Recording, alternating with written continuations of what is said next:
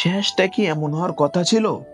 Champion ট্রফির jersey উন্মোচিত হলো, কিন্তু তাতে নেই একজন। সাকিবুল হাসান বলেছিলেন, চ্যাম্পিয়ন ট্রফির পর আন্তর্জাতিক ক্রিকেটকে বিদায় জানাবেন। আজ সেই ট্রফির জার্সি প্রকাশ পেল, কিন্তু সাকিব নিজে দলে নেই।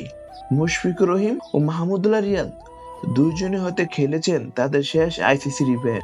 একসঙ্গে পথ চলা শুরু করা তিনজনের বিদায় কি একসঙ্গে হতে পারতো না?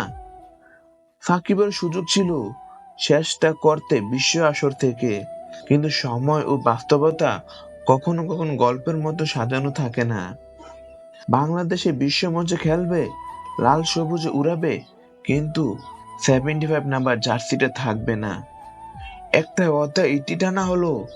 তবে এভাবে কি শেষ হওয়ার কথা ছিল মিস্টার 75-এর?